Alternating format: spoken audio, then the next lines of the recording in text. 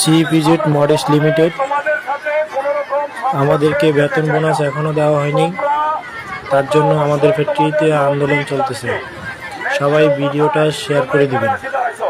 এই ফ্যাক্টরিতে তোমরা কাজ করেছো, কাজের বিনিময়ে তোমাদের যে বেতন হওয়া উচিত ছিল, যে বোনাস হওয়া উচিত ছিল, সেটা মালিক তোমাদেরকে দেয় নাই। সেই জন্য তোমরা আজকে এখানে এসছো। আমরা তোমাদের সাথে একমত।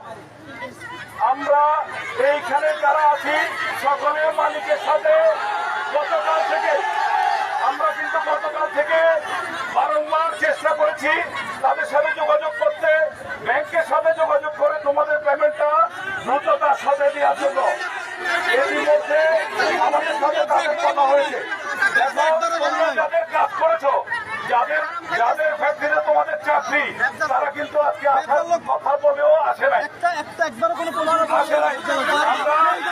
আমরা এই জন্য চেষ্টা করে যাচ্ছি। আমরা তারা 17 তারিখের একটা পেমেন্টের ডেট দিয়েছে, যদিও আমরাও বিশ্বাস করি না। আমরা তোমাদেরকে বলি, আমরাও বিশ্বাস করি না। আমরা চেষ্টা করছি তাদেরকে তার আগেই যাতে পেমেন্টটার ব্যবস্থা করা যায়। এই জন্য আমরা ব্যাংকের সাথে করে জেএমএসে যেরকম আমরা বিভিন্ন সংস্থার লোকরা বিভিন্নভাবে চেষ্টা করেছি, একইভাবে তোমাদেরকে আমরা চেষ্টা করবো। আমি অনুরোধ করবো বোনেরা, কেউ হ্যাসকাস্টি করবে না। কারণ আমরা এখন এই পর্যায়ে আমরা তোমাদেরকে ধৈর্য ধারণ করার জন্য অনুরোধ করছি। প্রয়োজনে যদি প্রয়োজন হয়, মালিক যদি না দেয়, এই ফ্যাক্টরি নিলামে নিয়ে গিয়েও আমি তোমাদের পেমেন্ট করে দেবো। আমাদের বাসা থেকে নামাই দিতেছে, আপনার মালিকদের সাথে কথা বলেন।